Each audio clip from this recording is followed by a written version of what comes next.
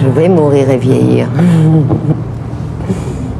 Elle a murmuré quelques mots avant de mourir. Des mots que personne n'a osé répéter. Des mots si lourds qu'ils ont coupé le souffle à une mère et fait vaciller toute une nation. Marie Trintignant n'était pas seulement une actrice. Elle était la fille d'un monument du cinéma français. Mais surtout, elle était une femme qui s'était construite seule. Loin de l'ombre de son père. Une flamme fragile, une présence rare, une voix qui vibrait de vérité. Et pourtant, en juillet 2003, tout s'est arrêté dans une chambre d'hôtel de Vilnius. Une dispute. Des cris étouffés. Des coups. Puis un silence si lourd qu'il résonne encore aujourd'hui. Quand sa mère arrive à l'hôpital, Marie est méconnaissable. Le visage brisé. Le souffle retenu par des machines. 5 jours plus tard, plus rien. Mais le choc le plus glaçant n'est pas venu de sa mort. Il est venu après. De ce qui s'est passé ensuite. Ou plutôt, de ce qui ne s'est pas passé. Celui qui l'a frappé était célèbre. Un chanteur adulé. Il a été condamné, oui. Mais il est revenu sur scène. Sous les applaudissements. Et Marie, elle, a disparu. Son nom s'est effacé des unes. Son histoire est devenue un sujet tabou. Un malaise national. Un silence organisé. Alors posons la seule question qui compte vraiment. Comment une femme connue, aimée et admirée a-t-elle pu être effacée si vite, alors que l'homme qui l'a tuée a été accueilli comme s'il fallait tourner la page? Ce que vous allez entendre n'est pas un récit romancé. Ce n'est pas un drame de cinéma. C'est une vérité dérangeante. Une vérité que la France a préféré oublier. Mais que nous, aujourd'hui, allons regarder en face. Marie Trintignant est née le 21 janvier 1962 à Boulogne-Billancourt, en région parisienne. Dès sa première respiration, elle entre dans un univers où l'art n'est pas un luxe mais une manière d'exister. Son père, Jean-Louis Trintignant, est alors une figure montante du cinéma d'auteur français, discret, puissant, respecté. Sa mère, Nadine Trintignant, est l'une des premières réalisatrices françaises à imposer une voix féminine dans un milieu encore dominé par les hommes. Mais grandir dans une famille d'artistes ne signifie pas être protégée. Marie est une enfant solitaire, hypersensible, difficile à apprivoiser. Contrairement à ce que l'on imagine, les caméras ne l'attirent pas, elles l'intimident. À seulement 4 ans, elle apparaît dans un film réalisé par sa mère, mais derrière l'image de la petite actrice se cache une fillette fragile, silencieuse, qui s'enfuit dans les livres et l'écriture pour respirer. À l'école, rien n'est simple. Elle ne s'intègre pas. Trop différente, trop émotive, trop à fleur de peau. Très tôt, elle comprend qu'elle n'est pas faite pour les chemins tracés. Ce n'est pas le cinéma qu'elle choisit, c'est la vie d'artiste, avec ses doutes, ses errances, ses vertiges. Elle dira plus tard que jouer était pour elle la seule manière de ne pas se sentir invisible. Pendant les années 1970, la petite fille devient une adolescente énigmatique. Elle a les traits doux, un regard fuyant mais brûlant, une voix grave qui semble trop lourde pour son âge. Elle ne ressemble à aucune autre jeune actrice de sa génération et c'est précisément ce qui attire l'attention. Elle refuse les rôles faciles, refuse d'être la fille d'eux, refuse les attentes que l'on place sur elle. Au sein de sa famille même, la sensibilité est intense.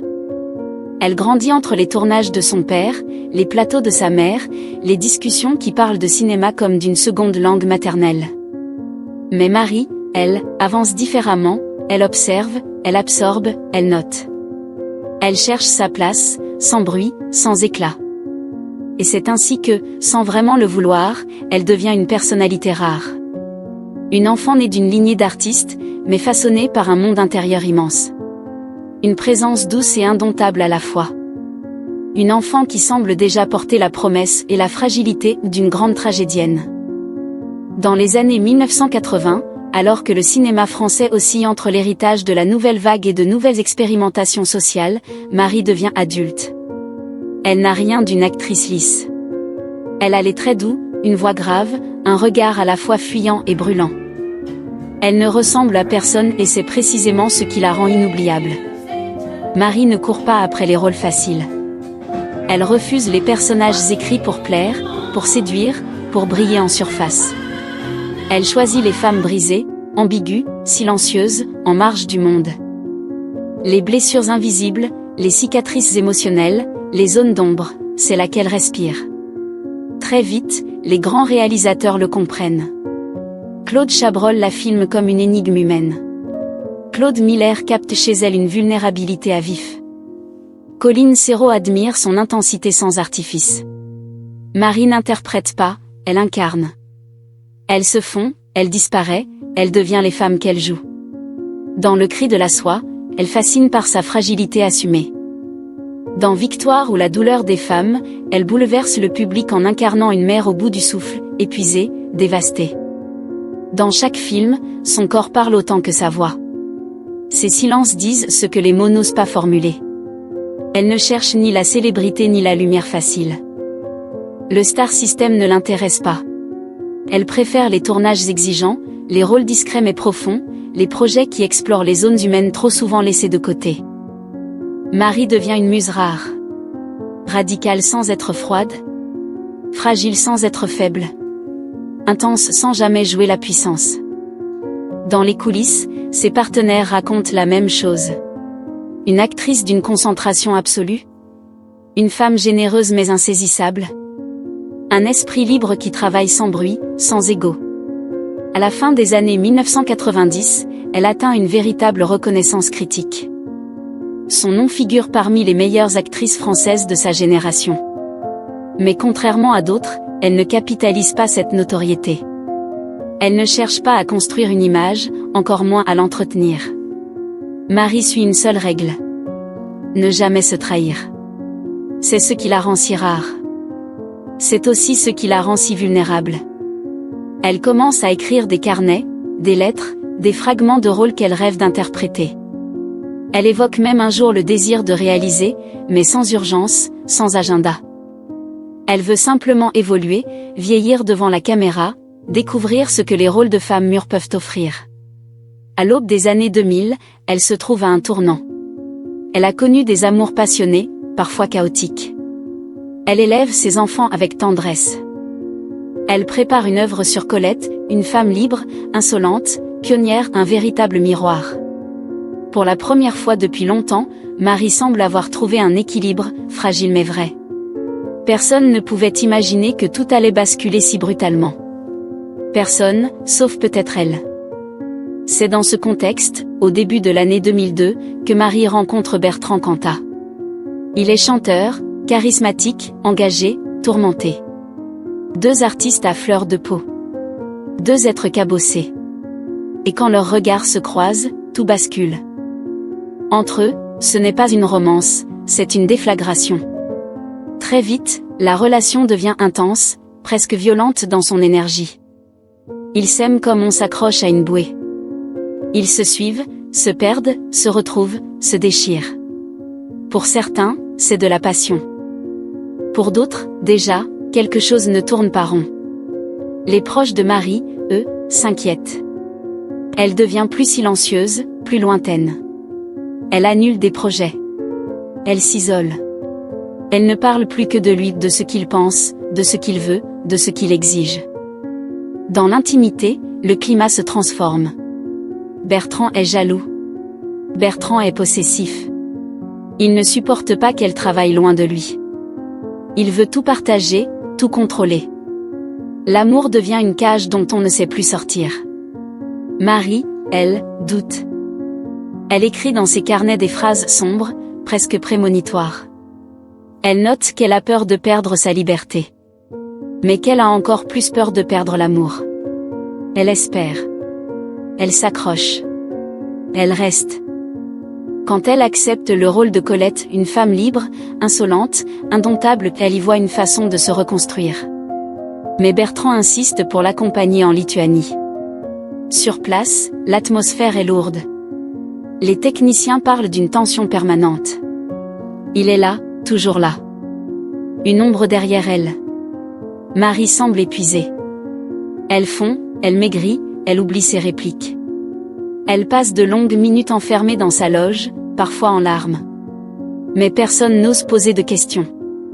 Dans ce métier, l'intimité n'appartient qu'à ceux qui la subissent. Quelques jours avant le drame, Marie confie à une maquilleuse qu'elle ne sait plus quoi faire.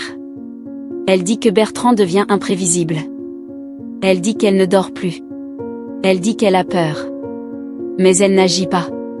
Elle espère encore. Elle veut croire que ça va s'arranger. La veille de l'agression, elle écrit une lettre à une amie, une lettre qu'elle ne postera jamais. Elle parle d'amour et de guerre. Elle dit que tout est confus. Elle dit qu'elle ne sait plus où elle en est. Elle finit sur une phrase étrange, presque prophétique. Je suis comme suspendue entre deux silences. Aujourd'hui, cette phrase glace le sang. On aurait dit qu'elle savait déjà que quelque chose allait se briser. Dans la nuit du 26 au 27 juillet 2003, à Vilnius, tout bascule. Une chambre d'hôtel. Une dispute qui enfle. Des mots qui claquent. Puis les cris. Et enfin, les coups. Pas un. Pas deux. Plusieurs. Violents. Rapides. Irréversibles. Quand les secours arrivent, Marie est inconsciente.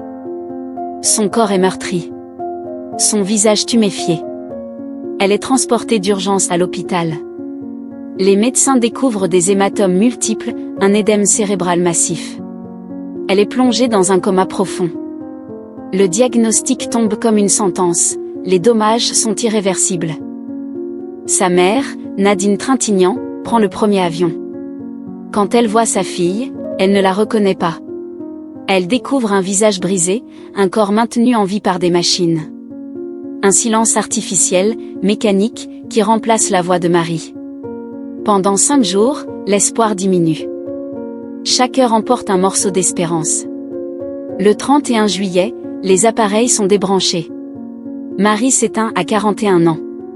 L'annonce de sa mort choque la France. Mais très vite, un malaise s'installe. Dans les médias, certains mots disparaissent. On parle de drame, de dispute qui tourne mal, de tragédie sentimentale. Certains journaux osent même l'expression crime passionnel, comme si l'amour pouvait adoucir la violence. Très peu prononcent le mot juste féminicide. Bertrand Cantat est arrêté. Il reconnaît les faits. Il affirme qu'il était ivre, qu'il a perdu le contrôle, qu'il n'a jamais voulu la tuer. Mais les preuves sont implacables. La violence était extrême. Les coups répétés. Les contusions innombrables. Les légistes confirment tout. Le procès a lieu à Vilnius. La justice lituanienne le condamne à 8 ans de prison pour coups et blessures ayant entraîné la mort sans intention de la donner. Mais il n'en purgera que 4. En 2007, il retrouve la liberté. Et bientôt, la scène.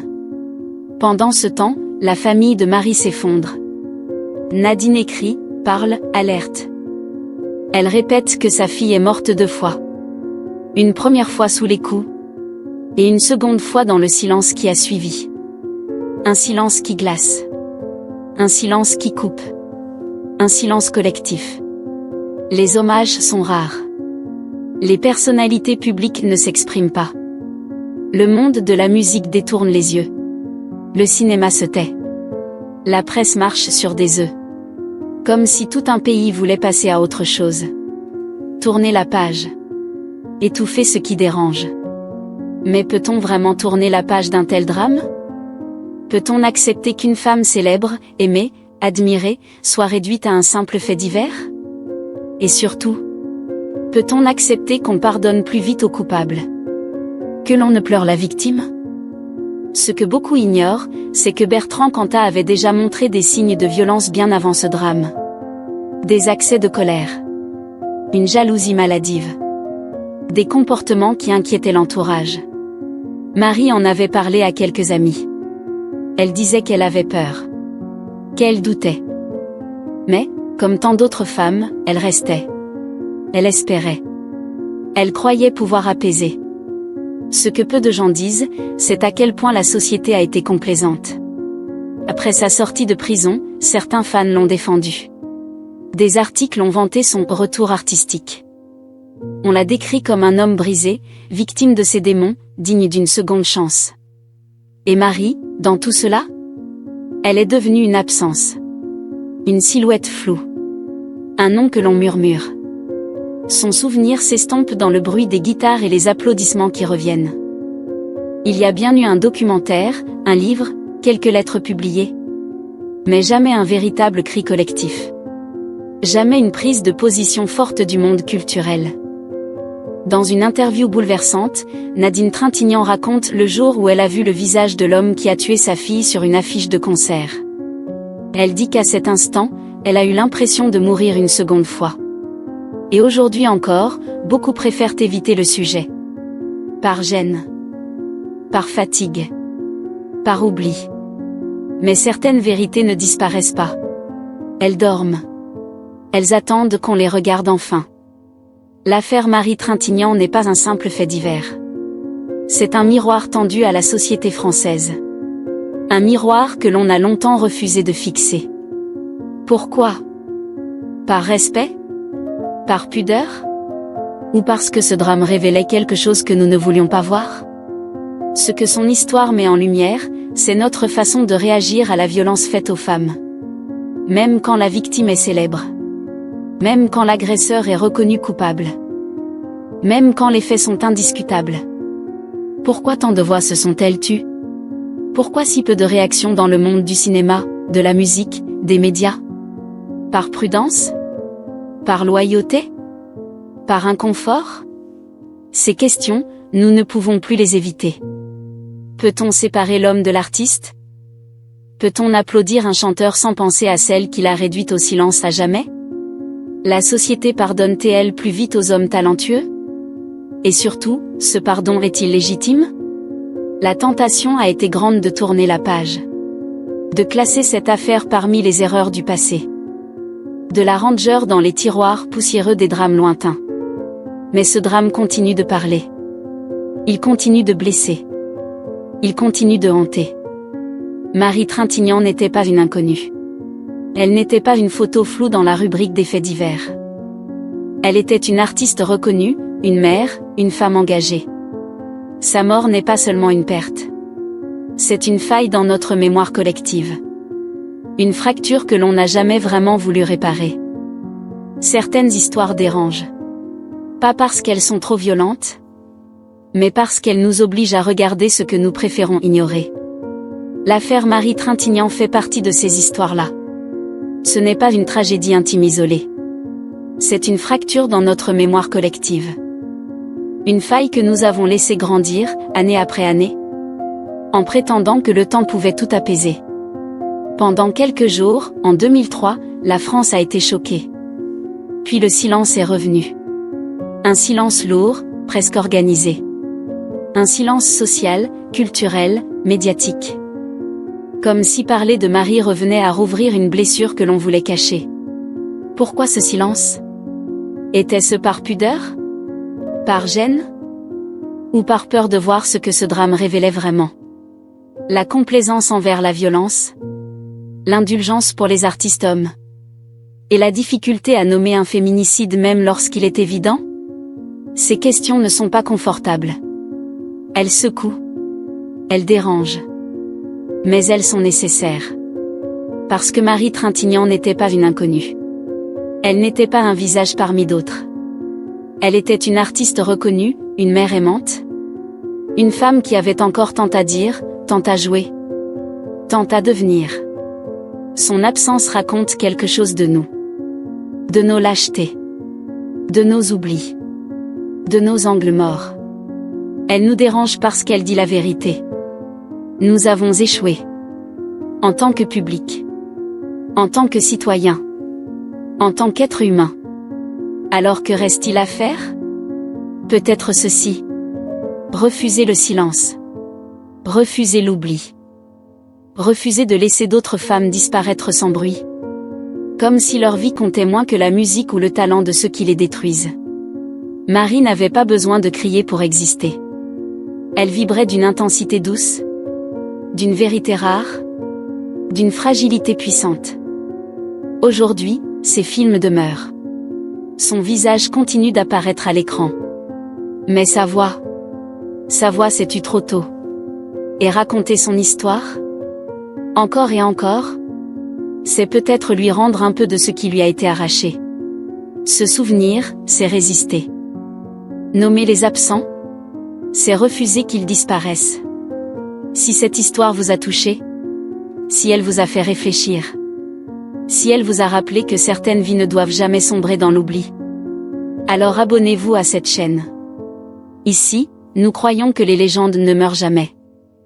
Tant que quelqu'un continue à les nommer. Et si cette histoire vous a touché, si elle vous a fait réfléchir, si elle vous a rappelé que certaines vies ne doivent jamais sombrer dans l'oubli, alors abonnez-vous à cette chaîne.